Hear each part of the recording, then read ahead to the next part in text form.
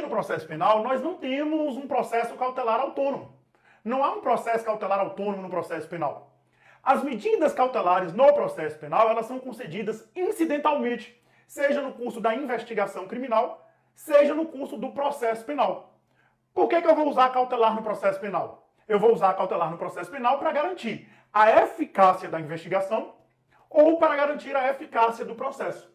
Por isso que a tutela cautelar no processo penal ela se dá incidentalmente no curso da investigação ou no curso do processo, exatamente para assegurar a eficácia da investigação ou do processo. E aí nós podemos fazer a seguinte classificação das medidas cautelares no processo penal. Nós podemos falar que eu tenho medidas cautelares de natureza patrimonial, Podemos falar que eu tenho medidas cautelares de natureza probatória. E, por fim, podemos falar que temos medida cautelar de natureza pessoal. Medida cautelar de natureza pessoal. Para que servem, então, as medidas cautelares de natureza patrimonial? Quando eu falo em medidas cautelares de natureza patrimonial, são aquelas medidas relativas à reparação do dano, aquelas medidas relativas ao perdimento de bens que eu posso ter lá como efeito da condenação no final do processo. E aí, como o sujeito está ameaçando aí dissipar os bens, para garantir a eficácia de uma eventual condenação, precisamos das medidas cautelares de natureza patrimonial, como, por exemplo, a hipoteca legal, o sequestro, o arresto. Ou seja, são medidas para garantir ou a reparação do dano, ou então o perdimento de bens como efeito da condenação lá no final do processo. Os exemplos são esses que eu falei: hipoteca legal, arresto, sequestro, ou seja, visa tornar indisponível o patrimônio do sujeito para garantir, por exemplo, eventual reparação de danos, eventual perdimento de bens como efeito da condenação lá no final do processo. Mas pode ser que para garantir a eficácia da investigação ou do nosso processo, precisamos de medidas cautelares de natureza probatória. Ou seja, o sujeito ele tem garantias pessoais na Constituição, inviolabilidades pessoais, como, por exemplo, a inviolabilidade do domicílio, da privacidade, das comunicações telefônicas.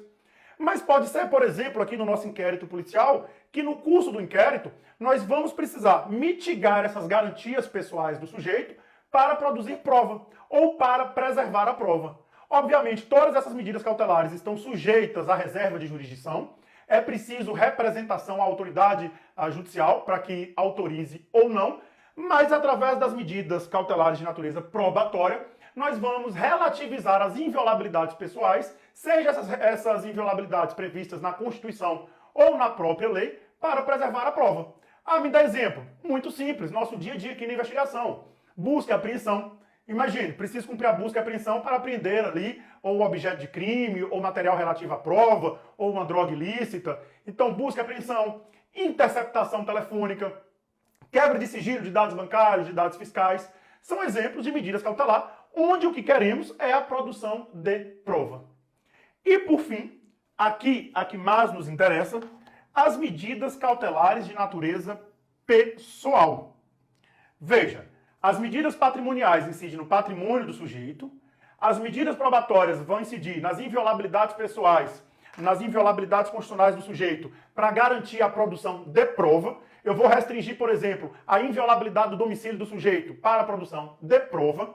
Agora, as medidas pessoais ou as medidas cautelares de natureza pessoal, elas são mais pesadas, elas são mais restritivas. Por quê? Ela repercute na pessoa do acusado. As medidas pessoais, elas recaem na própria pessoa do acusado, seja restringindo ou mitigando a sua liberdade. Aqui a medida pessoal ela é mais severa, porque ela vai restringir ou mitigar a liberdade de locomoção do sujeito. E essas medidas de natureza pessoal, elas podem ter caráter de privação da liberdade. Elas podem apenas restringir, mas elas podem ter caráter aí de privação da liberdade, que são as medidas cautelares de natureza pessoal mais severas, exatamente a prisão. É aqui que surge a prisão como prisão processual, como prisão cautelar, dentro desta nossa classificação. É uma medida cautelar de natureza pessoal que restringe a liberdade. Mas as medidas cautelares de natureza pessoal, elas não precisam restringir a liberdade. Ela pode apenas mitigar, como, por exemplo, o monitoramento eletrônico, a privação de frequentar determinados lugares, a proibição de sair do país, a proibição de sair da comarca. São medidas que repercutem na pessoa do acusado, priva aí a sua liberdade de locomoção para determinados locais, mas não chega a ser prisão. Por isso que o estudo das medidas cautelares de natureza pessoal pode ser tanto prisão como as medidas cautelares pessoais diversas da prisão. Ou seja, que não chega a privar a liberdade absolutamente, mas restringe, mas mitiga a liberdade do sujeito.